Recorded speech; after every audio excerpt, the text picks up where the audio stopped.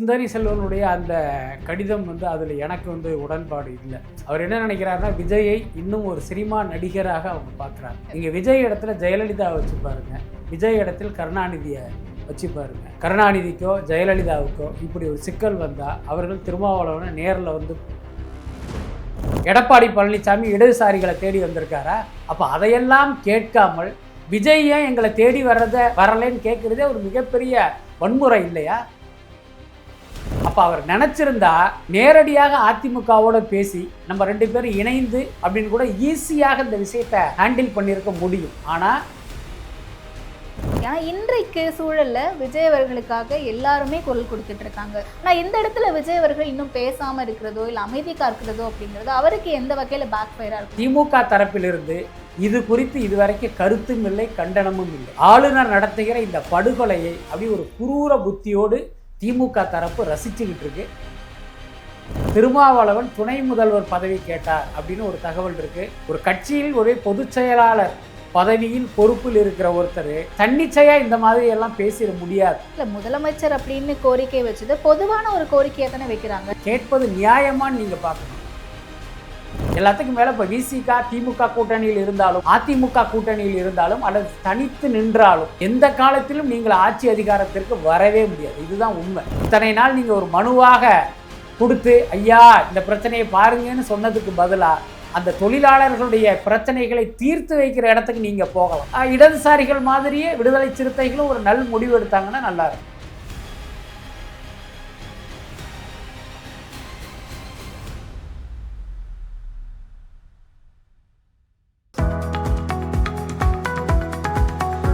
CALS Renewable Energy. Believe in better. KRR Air, Atmospheric Gases and Renewable Company. Saving lives, transforming industries and protecting environment. The debate நேயர்களுக்கு வணக்கம். இன்றைய சிறப்பு நேர்காணலில் நம்மோடு இணைந்திருப்பவர் பத்திரிகையாளர் பிஸ்மி அவர்கள். வாங்க பேசலாம். வணக்கம் சார். வணக்கம். இன்றைக்கு காலையில் ஒரு பரபரப்பான ட்வீட் திரு சிந்தனை செல்வன் அவர்கள்கிட்ட இருந்து வாட்ஸ்அப்பில் கடிதம் அனுப்புகிறாரு. நேரடியாக வந்து கூட பேச மாட்டேங்கிறாரு. இதனுடைய அவசரமும் அவருக்கு புரிய வேண்டாமா அப்படின்ற மாதிரியான ஒரு ட்வீட். அது உங்களுடைய முதற்கட்ட கருத்து என்ன சார்? இல்லை, அந்த சிந்தனை செல்வனுடைய அந்த கடிதம் அதில் எனக்கு உடன்பாடு இல்லை. அவர் என்ன நினைக்கிறாருன்னா, விஜயை இன்னும் ஒரு சினிமா நடிகராக அவங்க பார்க்குறாங்க. விஜய்ங்கிற சினிமா நடிகர் திருமாவளவனை பார்த்தா என்ன அப்படிங்கிறது அவர்களுடைய எதிர்பார்ப்பாகவும் கேள்வியாகவும் இருக்குது. நீங்கள் விஜய் இடத்துல ஜெயலலிதாவை வச்சு பாருங்கள், விஜய் இடத்தில் கருணாநிதியை வச்சு பாருங்கள். கருணாநிதிக்கோ ஜெயலலிதாவுக்கோ இப்படி ஒரு சிக்கல் வந்தால் அவர்கள் திருமாவளவனை நேரில் பார்த்து ஆதரவு கேட்பாங்களா? இல்லை கடந்த காலங்களில் அது போன்ற சிக்கல்கள் எல்லாம் அப்படியெல்லாம் நடந்திருக்கா? அப்போ இன்றைக்கி விஜய் குறித்து ஏன் இவர்களுக்கு இப்படி ஒரு எதிர்பார்ப்பு இருக்குது அப்படின்னா, இவர் சினிமா நடிகர் தானே, ஏதோ ஒரு ஃப்ளூக்கில் இன்றைக்கி ஜெயிச்சு வந்துட்டார், இவர் நம்மளை தேடி வரட்டுமே அப்படிங்கிறது. எல்லாத்துக்கும் மேலே இது என்ன கல்யாணமா? நீங்கள் ஏன் வாட்ஸ்அப்பில் இன்விடேஷன் அனுப்பிச்சிங்க, நேரில் ஏன் எங்களுக்கு வெத்தலைப்பாக்கு தட்டோட எதுக்கு இன்விடேஷன் வைக்கலைன்னு கேட்குறதுக்கு. இது ஒரு முக்கியமான இஷ்யூ. அவங்க உங்கள்கிட்ட ஒரு வேண்டுகோள் வைக்கிறாங்க, அதை ஏற்பதும் நிராகரிப்பதும் உங்கள் இஷ்டம். அதை விட்டுட்டு இவர் வெள்ளை சட்டை போட்டிருந்தாரு, காவி பேண்ட்டு போட்டிருந்தாரு, காக்கி பேண்ட்டு போட்டிருந்தாருலாம் காரணம் சொல்லுவாங்களா என்ன? அதுக்கு அடுத்து என்னன்னா, நேற்று திருமாவளவனுடைய பேட்டியில் என்ன சொல்கிறார் அப்படின்னா, அதாவது ஆர்எஸ்எஸ் விஜயை இயக்குவதாக எங்களுக்கு இன்னும் சந்தேகம் இருக்குது, இவர் ஆர்எஸ்எஸ் உடைய கைப்பாவைங்கிற டவுட்டு இன்னும் இருக்குன்னு திருமாவளவன் ஒரு பக்கம் சொல்லிக்கிட்டு இருக்காரு. அப்புறம் திண்டிவனம் தொகுதியில் வெற்றி பெற்ற வன்னி அரசு சொல்கிறாரு, விஜயினுடைய வெற்றி ஒரு மசாலா படத்தினுடைய வெற்றி அப்படின்ட்டு. அப்போ விஜய் குறித்து விசிகாவினருடைய இந்த கருத்தெல்லாம் தொகுத்து பார்த்தாலே இவங்க நாளைக்கு என்ன நிலைப்பாடு எடுக்க போகிறாங்க அப்படிங்கிறது ரொம்ப அப்பட்டமாக தெரியுது. அதுக்கு அடுத்து இவர்கள் திமுகவுடைய ஒரு தீவிர விசுவாசிகளாக இருக்காங்க. இன்னும் சொல்ல போனால் திமுகவுடைய ஒடுக்கப்பட்ட ஒரு பிரிவாக விசிக செயல்படும். தோழமைன்னு நம்ம சொல்லக்கூடாது. இல்லை, தோழமை கிடையாது, அதெல்லாம் கிடையாது. கடந்த காலங்கள்லாம் நீங்கள் எங்கே இருந்தீங்க, எப்படி திமுகவுக்கு வந்தீங்க, ஏன் வந்தீங்கிறது எல்லாருக்கும் தெரிந்தது தான். எல்லாத்துக்கும் மேலே தேர்தல் கூட்டணி என்பது தேர்தல் கூட்டணி தான், அது கொள்கை கூட்டணி எல்லாம் கிடையாது. அப்படி இருக்கும்போது இன்றைக்கு ஒரு மதசார்பற்ற கட்சி ஆட்சி அமைப்பதற்கு நீங்கள் தோள் கொடுக்காம தள்ளி நின்று இந்த மாதிரிலாம் அவதூறுகளை வீசுகிறீங்க அப்படின்னா அப்போ உங்களுடைய நோக்கம் என்னங்கிற ஒரு கேள்வி இருக்குது. இன்னொரு பக்கம் நீங்கள் கேள்விப்பட்டிருப்பீங்க, சமூக ஊடகங்களிலும் முக்கிய காட்சி ஊடகங்களிலுமே ஒரு செய்தி பரவிக்கிட்டு இருக்கு, திருமாவளவன் துணை முதல்வர் பதவி கேட்டார் அப்படின்னு ஒரு தகவல் இருக்குது. இன்னும் கூடுதலாக சொல்லணும்னா முதல்வர் பதவியே திருமாவளவனுக்கு கொடுக்கணும் அப்படின்னு சிந்தனை செல்வன் வந்து ஒரு கோரிக்கையை விடுக்கிறாரு. நீங்கள் யோசிச்சு பாருங்க, ஒரு கட்சியில் ஒரு பொதுச் செயலாளர் பதவியில் பொறுப்பில் இருக்கிற ஒருத்தர் தன்னிச்சையாக இந்த மாதிரி எல்லாம் பேசிட முடியாது. அப்போ கட்சி தலைமையினுடைய விருப்பத்தை ஒரு பொதுச் செயலாளர் வழியாக இவங்க வந்து கடத்துறாங்க அப்படின்னு தான் நம்ம புரிஞ்சிக்க வேண்டியதாக இருக்குது. அப்போ ஒரு 108 தொகுதிகளில் வெற்றி பெற்று இன்றைக்கி பார்த்திங்கன்னா தமிழ்நாட்டில் இருக்கிற கட்சிகளிலே அதிக அளவில் இடங்களை கைப்பற்றிய தாவேகா தலைவருக்கு ஒரு 2 இடத்துல ஜெயிச்சுட்டு எனக்கு முதலமைச்சர் பதவி கொடுங்கன்னு கேட்குறத வந்து நம்ம எப்படி எடுத்துக்க முடியும்? அதனால் இந்த விவகாரத்தில் விடுதலை சிறுத்தைகள் திமுகவை போலவே ஒரு மிகப்பெரிய நாடகத்தை நடத்திக்கிட்டு இருக்காங்க. இல்ல முதலமைச்சர் அப்படின்னு கோரிக்கை வச்சது பொதுவான ஒரு கோரிக்கையா தானே வைக்கிறாங்க. இல்ல அது நியாயமான கோரிக்கையா நீங்க பார்க்கணும். கிடையாது. அதிமுக திமுக கூட்டணி பேச்சுவார்த்தை நடத்துறாங்க அப்படின்ற தகவல்களும் பார்க்க முடியுது. அப்ப ஒருவேளை அந்த கூட்டணிக்கு ஆதரவு கொடுக்கறதா இருந்தால் கூட அந்த இடத்துலயும் கேட்கறதுக்கான வாய்ப்புகள் இருக்குல்ல. இல்ல கேட்பதற்கான வாய்ப்பு இருக்கு, கேட்பதற்கான வாய்ப்பு இருக்கு. கேட்பது நியாயமான்னு நீங்க பார்க்கணும். 108 உறுப்பினர்கள் வச்சிருக்கிற விஜய் 2 உறுப்பினர்கள் வச்சிருக்கிற திருமாவளவனுக்கு முதல்வர் பதவியோ துணை முதல்வர் பதவியை கொடுக்கணுமா? அப்படி கேட்குறீங்க அப்படிங்கிறது அது ஒரு வகை மிரட்டல் இல்லையா? என்னுடைய ஆதரவு இல்லாமல் உன்னால் ஆட்சி அமைக்க முடியாது, என்னுடைய ஆதரவு இல்லாமல் நீ முதலமைச்சர் நாற்காலியில் உட்கார முடியாது, உனக்கு ஆட்சி அதிகாரம் வசப்படாது, அப்போ நான் கேட்குறது நீ கொடு அப்படின்னு ஒரு அழுத்தத்தை நெருக்கடியை கொடுக்கறது ஒரு வகையில் மிரட்டல் தானே. இப்போ இவர் 108 வச்சுருக்காரு, விடுதலை சிறுத்தைகளுக்கு வந்து ஒரு 75 இருக்குது, 80 உறுப்பினர்கள் இருக்காங்கன்னா நீங்கள் கேட்குறது நியாயம். உங்ககிட்ட இருக்கிறது 2 உறுப்பினர்கள். அப்போ அமைச்சர் பதவி கொடுங்கன்னு கேட்குறதே அதிகபட்சம் தான். அதே நேரம் அது கொடுப்பதில் தப்பு இல்லை. ஆனால் நீ முதலமைச்சர் கொடு, துணை முதலமைச்சர் கொடு அப்படின்னு கேட்குறது எப்பேற்பட்ட அராஜகம். அதை எப்படி நீங்கள் நியாயப்படுத்த முடியும்? இப்போ விஜய் அவர்களை கலைஞர் அவர்கள் மாதிரியும் ஜெயலலிதா அம்மா அவர்கள் மாதிரியுமான ஒரு மிகப்பெரிய ஆளுமைகளோட ஒப்பிட்டு அவங்க வந்திருந்து பார்த்துருப்பாங்களா திருமாவளவன் அவர்களை? ஏன் விஜயை மட்டும் ஒரு நடிகர் மனப்பான்மையிலே பார்க்கணும் அப்படின்னு அந்த ஒப்புகை தேவையா சார்? கண்டிப்பாக தேவை தானே. நீங்கள் விஜயை வந்து இன்னும் ஒரு நடிகனாக பார்ப்பதுங்கிறதே அது ஒரு சரியான விஷயம் இல்லை. இப்போ நான் என்ன கேட்குறேன்னா, இந்த இடத்தில் நடிகரா பார்க்கணும் அப்படின்னு நம்ம எடுத்துக்க முடியாதுல்ல. இப்போ நேற்றைக்கு நடந்த சம்பவங்கள் சரி, அப்போ இப்படி வாங்க. அப்போ விஜயனுடைய இந்த வெற்றியை நீங்க அங்கீகரிக்கலையா? போறாரு, சிபிஎம் அலுவலகத்துக்கு திருமாவளவன் அவர்கள் போறாரு. அப்ப இவங்களுக்குள்ள ஒரு கம்யூனிகேஷன் இருக்கு, ஒரு தோழமை இருக்கு அப்படின்னும் போது விஜய் அவர்கள் வந்து பார்க்கறதுல என்ன தப்பு? அதாவது நீங்க உதிரி கட்சி தலைவர்களுடைய நடவடிக்கைகளை விஜயோட நீங்க ஒப்பிடுறீங்க. உதாரணத்துக்கு சிபிஐ சிபிஎம் தமிழ்நாட்டில் உதிரி கட்சிகள் தான். இதை நான் மீண்டும் அழுத்தி சொல்றேன். விடுதலை சிறுத்தைகள் கட்சி தலைவர் இடதுசாரிகளை தேடி போறதோ, இடதுசாரி கட்சியினுடைய செயலாளர்கள் விசிகாவை தேடி போறதோ விஷயம் இல்லை. நான் கேட்குறது, ஸ்டாலின் விசிக அலுவலகத்துக்கு வந்திருக்காரா? இப்போ 2 நாளில் எடப்பாடி பழனிசாமி இடதுசாரிகளை தேடி வந்திருக்காரா? அப்போ அதையெல்லாம் கேட்காமல் விஜய் ஏன் எங்களை தேடி வரலைன்னு கேட்குறதே ஒரு மிகப்பெரிய வன்முறை இல்லையா? அப்போ எப்படி நீங்கள் வந்து அந்த ஒப்பீடு வந்து தவறுன்னு நீங்கள் எப்படி சொல்ல முடியும்? இன்றைக்கு தமிழ்நாட்டினுடைய பெரிய கட்சி இது நாள் வரை திமுகவும் அதிமுகவும். இன்னைக்கு பார்த்தீங்கன்னா அவர்களை மிஞ்சிய ஒரு சக்தியாக வந்து தாவேகா இருக்குது. அப்படிங்கும்போது அவரை ஜெயலலிதாவோடும் கருணாநிதியோடும் ஒப்பிடுறதுல என்ன தவறு?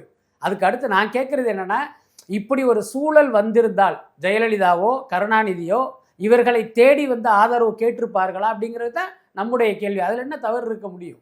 ஓகே, இப்போ இந்த சிச்சுவேஷனை எப்படி ஹேண்டில் பண்ணணும்னு நினைக்கிறீங்க விஜய்? அதான் விஜயை பொறுத்த வரைக்கும் இந்த முறை பார்த்திங்கன்னா தான் எப்படியாவது ஆட்சியில் உட்காரணும் அப்படிங்கிறதை தாண்டி என்ன ஒரு மத சார்பற்ற கூட்டணியை ஆட்சியை நிறுவனம் அப்படிங்கிறது தான் அவருடைய நோக்கமாக இருக்குது. இப்போ பாருங்கள், இப்படி ஒரு தொங்கு சட்டசபை ஏற்படுகிற அளவுக்கான ஒரு தேர்தல் முடிவு தான் வந்திருக்கு. அப்போ அவர் நினச்சிருந்தா நேரடியாக அதிமுகவோட பேசி நம்ம 2 பேரும் இணைந்து ஆட்சி அமைக்கலாம், என்ன நான் முதல்வர் நீங்கள் துணை முதல்வர், அல்லது நீங்கள் முதல்வர் நான் துணை முதல்வர் அப்படின்னு கூட ஈஸியாக இந்த விஷயத்தை ஹேண்டில் பண்ணியிருக்க முடியும். ஆனால் விஜயை பொறுத்த வரைக்கும் அதில் வந்து அவருக்கு உடன்பாடு இல்லை. என்ன காரணம்னா, அதிமுக என்பது பாஜகவுடைய அடிமை கட்சியாக மாறிடுச்சு. இவர்களோடு கூட்டணி வைத்தால் பாஜக அதிமுக வழியாக நம்ம கண்ட்ரோல் பண்ணுவாங்க. இன்னும் சொல்லப்போனால் நம்முடைய கூட்டணி ஆட்சியும் பாஜகவுடைய சொல் பேச்சு நடக்கிற ஒரு ஆட்சியாக மாறிடுங்கிறதுனால அவர் அந்த முயற்சியை எடுக்கலை. அதுக்கு அடுத்து அதே கூட்டணியில் இருக்கிற மற்ற உதிரி கட்சிகள் பாமக அமமுக போன்ற கட்சிகளுடைய ஆதரவை விஜய் நாடலை.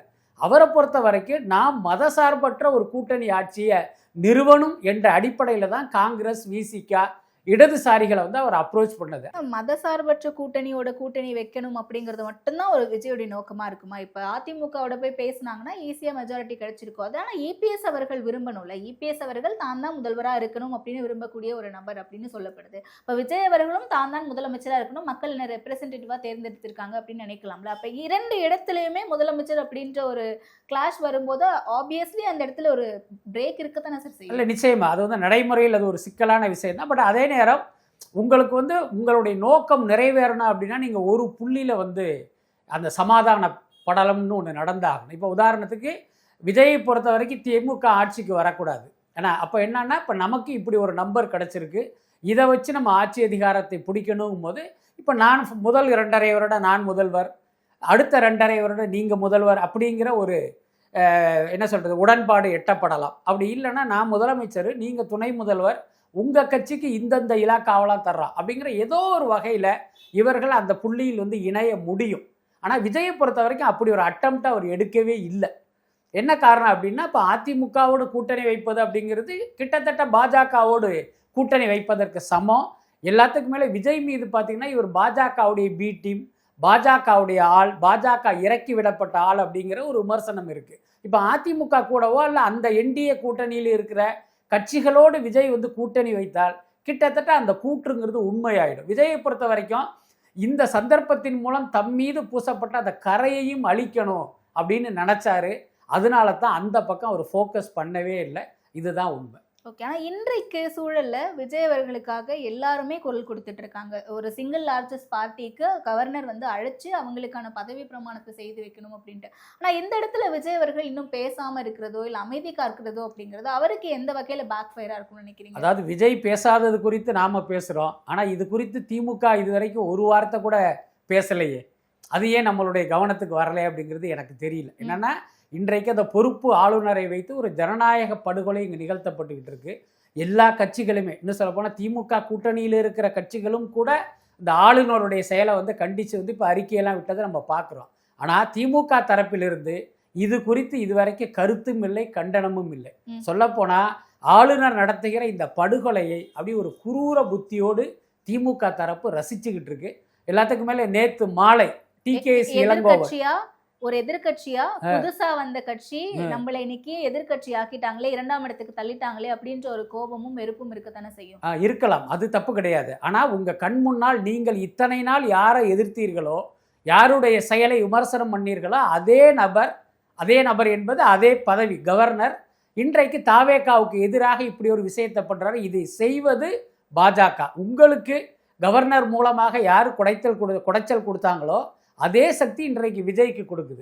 அப்போ அதை வந்து நீங்கள் அப்படி ரசிச்சுக்கிட்டு இருக்கீங்கிறத எப்படி அதை ஏற்க முடியும்? அடுத்து நேற்று டிகேஎஸ் இளங்கோவன் சொல்கிறாரு, இல்லை கவர்னர் செய்வது வந்து ஒரு வகையில் சரிதான் அப்படின்னு அவர் ஒரு கருத்தை சொல்கிறாரு. அதோட அர்த்தம் என்னன்னா, இன்றைக்கு தாவேகாவை ஆட்சியை அமைக்க அழைக்காமல் இருப்பது சரி என்கிறது திமுக.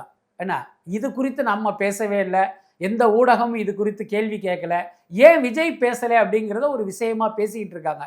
விஜய் அவருடைய நோக்கத்தில் வந்து தெளிவாக இருக்காரு. நாம் ஆட்சி அமைக்கணும், அதற்கான முயற்சிகள் என்ன, அதை நோக்கி அவங்க சென்றுக்கிட்டு இருக்காங்க. இந்த நேரத்தில் அவர் அறிக்கை விடணும், கவர்னருக்கு எதிராக பொங்கணும் அப்படிங்கிறது அவசியம் இல்லை. எதிர்த்து பேசணுன்றது எதிர்பார்ப்பு கிடையாது. அட்லீஸ்ட் இந்த மாதிரியான ஒரு அழுத்தம் இருக்கு, மக்களால் தேர்ந்தெடுக்கப்பட்ட எனக்கு இப்படி ஒரு நிலைமையா அப்படின்ற மாதிரி ஏதோ ஒரு வகையில் அட்லீஸ்ட் கவர்னர் என்ன சொன்னாரு, இந்த இடத்துல கவர்னரை இப்படி சந்திச்சோம், இந்த விஷயங்கள் பேசணும் அப்படின்றத கூட வெளிப்படையா சொல்லலாம். இல்லை, அது எல்லாத்தையுமே நம்ம பார்த்துக்கிட்டு தான் இருக்கோம். ஊடகங்கள் வந்து நொடிக்கு நொடி அதை அப்டேட் பண்ணுறாங்க. எல்லாத்துக்கும் மேலே கவர்னர் மாளிகையில் இருந்தே அது அறிக்கை வந்துருச்சு. விஜய் இப்படி கேட்டார், நான் இப்படி சொன்னேன் அப்படிங்கிற ஒரு விளக்கத்தையுமே அவங்க கொடுத்துட்டாங்க. அதனால் இங்கே என்ன நடக்குது அப்படிங்கிறது எல்லாமே மக்கள்கிட்ட போய் சேர்ந்துருச்சு. அதை விஜய் புதுசாக சொல்ல வேண்டிய அவசியம் இல்லை. பட் அதே நேரம் நீங்கள் கேட்குற கேள்வி வந்து ஒரு வேலிடான கேள்வி தான். ஏன்னா நமக்கு வந்து ஒரு அநீதி நடக்கும்போது முதல்ல வந்து நாம் தான் நம்மளுடைய எதிர்ப்பை பதிவு பண்ணணும். ஸோ அந்த அடிப்படையில் விஜய் வந்து நிச்சயமாக கவர்னருடைய செயல் குறித்து தன்னுடைய கண்டனத்தை தெரிவிச்சிருக்கணும். நான் என்ன நினைக்கிறேன் அப்படின்னா, இந்த நேரத்தில் நம்மளுடைய இது ஃபோக்கஸ் வந்து மாற வேண்டாம், இதில் வந்து நம்ம கவனம் செலுத்துவோம் அப்படின்னு அவர் நினச்சிருக்கலாம். பட் அது ஒரு சரியான விஷயம் இல்லை தான். ஓகே. அதே மாதிரி நீங்க டிகேஎஸ் இளங்கோவன் அவர்கள் சொன்னது சொன்னீங்க. ஆனா இன்னைக்கு காலையில பிடிஐக்கு ஒரு பிரஸ் மீட்ல பிடிஐக்கு ஒரு பேட்டி கொடுத்திருக்காங்க கனிமொழி மேடம். அதுல அவங்க சொல்றாங்கல்ல சார் நிறைய விஷயங்கள்ல இப்போ அதிமுக திமுக குறித்தான விஷயங்கள் கேட்கும்போது ஸ்பெகுலேஷன்ஸ்க்கே நல்லா பதில் சொல்ல முடியாதுன்னு சொல்றாங்க. அதே மாதிரி தாவேகா கவர்னர் குறித்த செயல் கேட்கும்போது பீப்புளுடைய ஆதரவோட தானே தனிப்பெரும் கட்சியா வந்திருக்காங்க. அப்ப அவங்களே இப்படி செயல்படுத்துறது அப்படிங்கிறது தப்பு அப்படின்ற மாதிரி அவங்களுடைய கருத்து சொல்லியிருக்காங்களா? அப்ப நம்ம வெயிட்டேஜ் பார்க்கும்போது கனிமொழி மேடமுடைய பேச்சு தானே எடுத்துக்க முடியும். இல்லை, கனிமொழியுடைய கருத்தை நானும் பார்த்தேன். பட் அந்த கருத்தை பார்க்கும்போது எனக்கு என்ன தோணுச்சு அப்படின்னா அதை இங்கே ஷேர் பண்ணணும்னு நினைக்கிறேன். கனிமொழி இப்படி ஒரு கருத்து சொல்லிட்டாங்க. இந்த கருத்து சொன்னதற்காக ஸ்டாலினிடமும் உதயநிதி ஸ்டாலினிடமும் என்ன மாதிரியான ரியாக்ஷனை எதிர்கொள்ள போகிறாரோ அப்படின்னு தான் எனக்கு தோணுச்சு. என்னன்னா, ஒரு ஊடகம் கேட்டதால் அவங்க ஒரு நியாயமான கருத்தை வந்து பதிவு பண்ணிட்டாங்க. ஆனால் அது திமுகவுடைய கருத்தாக நாம் எடுத்துக்கொள்ள முடியாது. ஏன்னா திமுகவுடைய தலைவரும் இது குறித்து பேசல. இத்தனை நாள் துணை முதல்வராக துணை பொதுச் செயலாளரா இருக்காங்க சார். மகளிர் அணியில இருக்காங்க சார் முக்கியமான பொறுப்புல. இந்த பக்கம் டிகேஎஸ் இளங்கோவன் அவர்கள் சொல்றதை நம்ம கேட்கிறோம். அவரும் முதன்மை பொறுப்புல தான் இருக்காரு. அவருமே வந்து செய்தி தொடர்பாளர்கள் குழு தலைவரா இருக்காரு. அவர் சொல்றது நம்ம எடுத்துக்கிறோம். ஒரு எம்பியா இன்னைக்கு கட்சியினுடைய துணை பொதுச் செயலாளரா இருக்கவங்க சொல்றதை எடுத்துக்க மாட்டோமே. நல்ல கேள்விதான். இப்போ என் கேள்வி என்ன அப்படின்னா, இப்போ கனிமொழி சொன்ன கருத்தின் அடிப்படையில் திமுகவினுடைய செயல்பாடு இருக்குமா, அல்ல டிகேஎஸ் இளங்கோவன் சொன்னாரே அவருடைய கருத்தின் அடிப்படையில் திமுகவின் செயல்பாடு இருக்க போகுதா அப்படிங்கிறத வச்சு இந்த கருத்தை வந்து நம்ம கன்சிடர் பண்ணலாம். இப்போ கனிமொழி சொன்ன மாதிரி திமுகவுடைய செயல்பாடு இருந்துச்சுன்னா, அடடா இது வந்து திமுகவுடைய கருத்து தான் இவங்க சொன்னது அப்படின்னு நம்ம ஒத்துக்கலாம். அப்படி இல்லாமல் டிகேஎஸ் இளங்கோவன் சொன்ன மாதிரி அவர் அதிமுகவை ஆதரித்தாலும் ஸ்டாலின் ஆதரித்தாலும் அதை நாங்கள் ஏற்றுக்கொள்வோம்னு சொன்னார்ல, என்ன அந்த மாதிரி திமுகவுடைய செயல்பாடு அந்த ரூட்டில் திமுக போச்சுன்னா இதுதான் அந்த கட்சியினுடைய கருத்தாக நம்ம எடுத்துக்க முடியும். பட் எல்லாத்துக்கும் மேலே உங்கள் கண் முன்னால் ஒரு ஜனநாயக படுகொலை நடக்கும்போது அது குறித்து கண்டிக்க வேண்டியது திமுகவுடைய ஒரு கடமை. ஆனால் இங்கே வந்து கடமை வந்து பின்னுக்கு போய் நமக்கு வந்து ஆட்சி அதிகாரம் கிடைக்கலையே, நம்முடைய ஆட்சி அதிகாரம் பறி போயிடுச்சு அப்படிங்கிற அந்த பொறாமை தான் பெரிய அளவில் வெளிப்பட்டதாக நான் நினைக்கிறேன். ஓகே. இப்போ இன்றைக்கு மக்களுடைய மைண்ட் செட் என்னவா இருக்கும்னு நினைக்கிறீங்க? நம்ம எல்லாரும் தேர்ந்தெடுத்து இத்தனை இடங்கள் வந்த பிறகும் கூட ஒரு முதலமைச்சர் சீட்ல அவரை உட்கார வச்சு பார்க்க முடியலையே அப்படின்னு சொல்லிட்டு அவருடைய ரசிகர்கள் தொண்டர்கள் அப்படின்னு பலரும் வந்து சமூக வலைத்தளங்கள்ல பேசுறத பார்க்க முடியுது. ஸோ இதை எப்படி அணுகணும்னு நினைக்கிறீங்க? நிச்சயமாக இந்த கோபம் வந்து விஜயினுடைய ரசிகர்கள் தாவேகா தொண்டர்களுக்கு மட்டும் இல்லை, பொதுமக்கள் மத்தியில் வந்து மிகப்பெரிய அளவில் இருக்கிறத பார்க்க முடியுது. என்ன காரணம்னா, இன்றைக்கு தாவேகாவுக்கு கிடைத்த வாக்குகள்ங்கிறது வெறுமனே விஜய் ரசிகர்கள் போட்ட வாக்குகள் இல்லை, தாவேகா தொண்டர்கள் போட்ட வாக்குகள் கிடையாது, பொதுமக்கள் போட்ட வாக்குகள். அதன் அடிப்படையில் தான் இவருக்கு இவ்வளோ பெரிய வெற்றி கிடைச்சிருக்கு. அப்போ மக்கள் வந்து எந்த அடிப்படையில் விஜய்க்கு ஓட்டு போட்டாங்கன்னா வெறுமனே சினிமாவை பார்த்துட்டு கிடையாது. திமுக அதிமுக மீது ஏற்பட்ட அதிருப்தி தான் விஜய்க்கு வந்து ஒரு மிகப்பெரிய பேராதரவாக அது மக்களிடமிருந்து வெளிப்பட்டது. அப்போது இவர்கள்லாம் வேணான்னு சொல்லிட்டு நம்ம விஜயை தேர்ந்தெடுத்தோம். ஆனால் விஜயை ஆட்சிக்கு வர முடியாமல் இவங்க 2 பேர் தடை போடுறாங்களே, இவர்கள் இருவரும் கூட்டு சதி பண்ணுறாங்களேங்கிற கோபம் பெண்கள்கிட்ட பொதுமக்கள்கிட்ட பெரிய அளவில் இருக்கிறத பார்க்க முடியுது. மாதிரி தேர்தல் முடிவுகள் வெளியான அடுத்த சில நிமிடங்கள்ல இருந்தே பார்த்தீங்கன்னா தாவேகாவுக்கு எதிரான சில செய்திகளை நம்மளால பார்க்க முடியுது. பாலியல் வன்புணர்வு வழக்குகளாக இருக்கட்டும், இல்லை நடு ரோட்டில் ஆட்டை வெட்டி செலிப்ரேட் பண்ணுறதா இருக்கட்டும், இல்லை பஸ்ஸுக்கு முன்னாடி போயிட்டு விசில் அடித்து இந்த மாதிரி செலிப்ரேட் பண்ணுறது, இது எல்லாமே வந்து தாவேகா தாவேகா தாவேகா அப்படின்னு வருதா, இல்லை முன்னாடியிலேருந்தே அப்படி தான் இருக்கா? இந்த நேரத்துக்கு அவங்க வெற்றியை கொண்டாடுறதுக்காக இல்லை அவங்களுக்கு எதிராக செயல்படணும்னு இப்படிலாம் பண்ணுறாங்களா? அதாவது சமூக ஊடகங்களில் பரப்பப்படுகிற அந்த வீடியோக்களையே நம்ம வந்து ரொம்ப கவனத்தோடு பார்க்கணும். ஏன்னா ஒட்டுமொத்தமாகவே அப்படி மேலோட்டமாக பார்த்தீங்க அப்படின்னா இது எல்லாமே இன்றைக்கு நேற்று நடந்த சம்பவம் போல் நமக்கு தெரியும். ஆனால் உண்மை அது அல்ல. இப்போ உதாரணத்துக்கு பாருங்கள், தஞ்சாவூர் எம்எல்ஏ அவர் வந்து தாவேகா கட்சி தொடங்கப்பட்ட போது அல்லது அவருக்கு அந்த கட்சியில் பொறுப்பு கொடுக்கப்பட்ட போது தன் நண்பர்களோட ஒரு இடத்துல நின்று சரக்கடிச்சிருக்காரு. அதை என்ன பண்ணுறாங்க, இப்போ எடுத்து போட்டு இவர் ஜெயிச்சு எம்எல்ஏ ஆன பிறகு நின்று சரக்கடிக்கிறாரு பாருங்க, பொது இடத்துல நின்று அந்த வீடியோவை பரப்புகிறாங்க.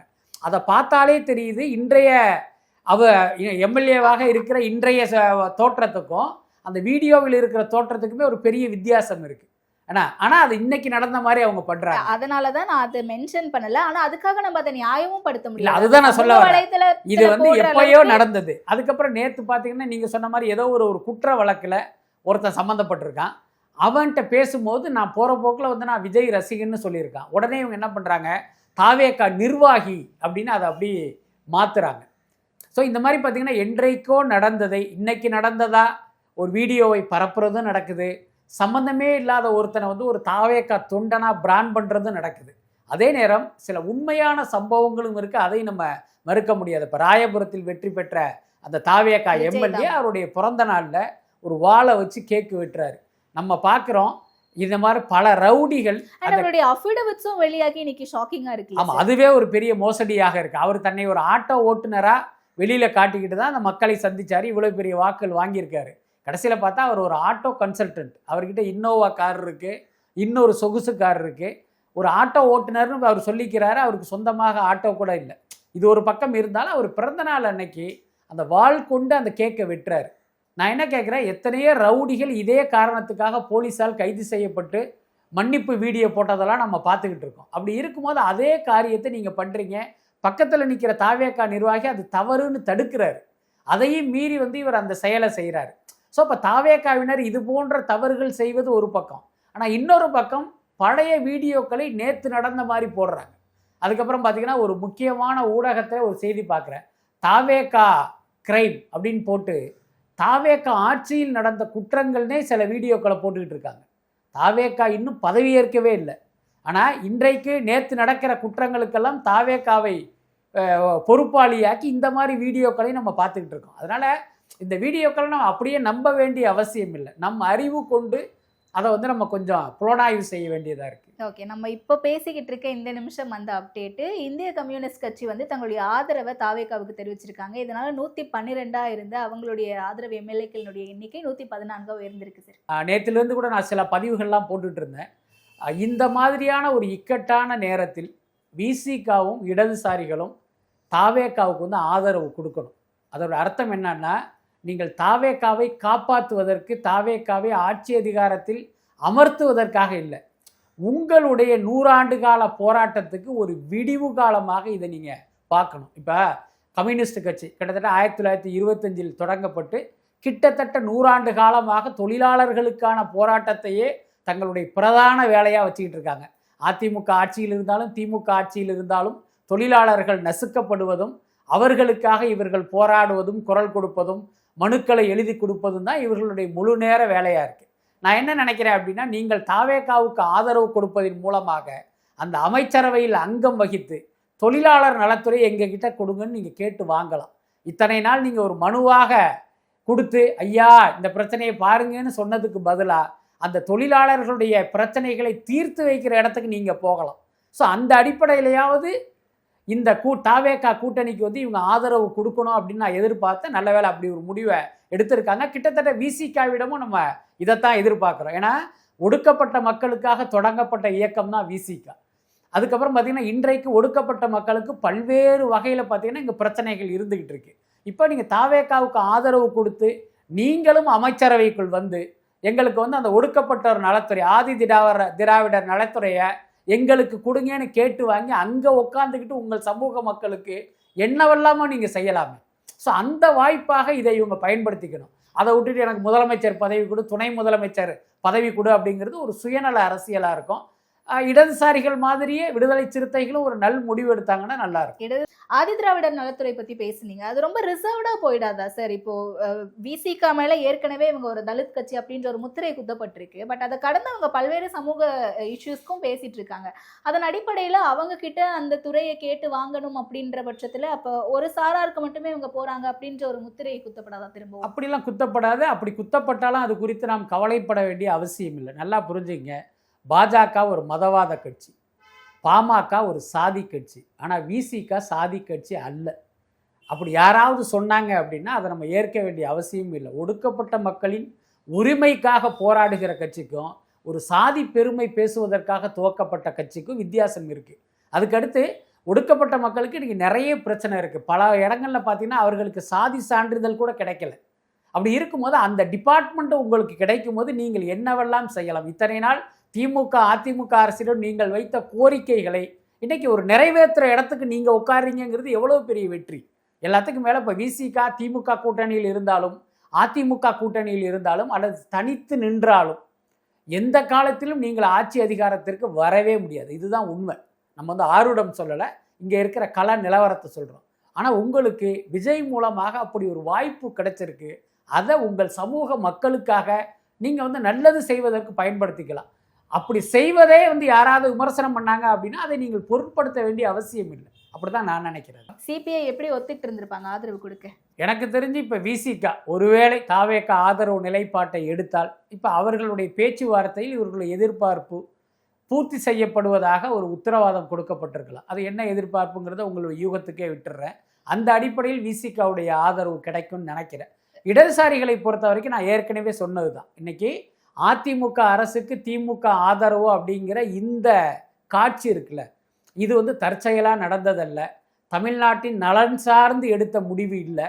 இதுக்கு பின்னால் வேறொரு சூத்திரதாரி இருக்காங்க. அந்த சூத்திரதாரி பாஜக என்கிற உண்மை இந்த இடதுசாரிகளுக்கு தெரிஞ்சிருக்கலாம், அல்லது யூகித்திருக்கலாம், அல்லது கேள்விப்பட்டிருக்கலாம். ஸோ அப்படி இருக்கும்போது பாஜகவுடைய சூழ்ச்சிக்கு திமுக வேணா பலியாகலாம். ஏன்னா அவருடைய இன்றைய எதிரி வந்து தாவேகாவை பழி தீர்க்க திமுக வேணா இப்படி ஒரு முடிவு எடுக்கலாம், நாம் வந்து பலியாயிடக்கூடாது அப்படின்னு இடதுசாரிகள் நினச்சிருக்கலாம். இன்னொரு பக்கம் பார்த்தீங்கன்னா தாவேகாவை நாம் நினச்ச மாதிரி அது ஒரு பாஜகவுடைய பி டீம் கிடையாது, பாஜகவை எதிர்த்து நிற்கிற ஒரு கட்சிங்கிற அந்த யதார்த்தம் இவர்களுக்கு தாமதமாக புரிஞ்சிருக்கலாம். நான் ஏன் இதை சொல்கிறேன்னா, விஜய் வந்து பாஜகவை தன்னுடைய கொள்கை எதிரியாக அடையாளப்படுத்திய பிறகும் நேற்று வரை பார்த்தீங்கன்னா அவர் ஒரு பாஜகவுடைய பி டீமு, பாஜகவுடைய இன்னொரு அமைப்புன்னு தான் இவங்க சொல்லிக்கிட்டே இருக்காங்க. நம்ம கோடிட்டு காமிச்ச மாதிரி சிந்தனை செல்வன் அவர்களுடைய அறிக்கையிலையும் அதுதான் இருக்கு. எந்த இடத்துலயும் பாஜக எதிர்த்து பேசல. ஆமா, பாஜகவை எதிர்த்து பேசல, திருப்பரங்குன்ற விவகாரத்துல பேசலன்னு, தொடர் மணிப்பூர் விவகாரம் பத்தி பேசலன்னு பல்வேறு சம்பவங்களை அடுக்கி விஜயை பார்த்தீங்கன்னா ஒரு பாஜகவுடைய பி டீமாக இவர்கள் தொடர்ந்து சித்தரிச்சாங்க. அதை இந்த கம்யூனிஸ்டுகள் நம்பி இருப்பார்கள், அதுல மாற்றமே இல்லை. ஆனால் இன்னைக்கு நடக்கிற காட்சிகளை எல்லாம் பார்க்கும்போது விஜய் வந்து நிச்சயமாக பாஜகவுடைய ஆதரவானவர் கிடையாது. எல்லாத்துக்கும் மேலே விஜய் முதலமைச்சர் ஆவது அப்படிங்கிறது தமிழ்நாட்டு அரசியலில் ஒரு மிகப்பெரிய புரட்சி. ஏன்னா தமிழ்நாட்டில் முதலமைச்சர் நாற்காலியில் அமர்கிற முதல் சிறுபான்மை சமூகத்தை சேர்ந்தவராக அவர் மாறுறார். அப்போ அதற்கும் வந்து நம்ம ஆதரவாக இருக்கணுங்கிற அடிப்படையில் கூட இந்த முடிவை இவர்கள் எடுத்திருக்கலாம். நிறைய விஷயங்கள் நிறைய ஆஸ்பெக்ட்ஸில் பேசியிருக்கோம். பட் நம்ம பேசின மாதிரி தான் இப்படியே நடக்க போகுதா, இன்னும் இரு கட்சிகள் இருக்காங்க, அவங்களுடைய ஆதரவு என்னவா இருக்க போகுது அப்படிங்கிறத பார்த்து நம்ம தொடர்ந்து பேசும் சார். நேரத்திற்கு நன்றி. நன்றி.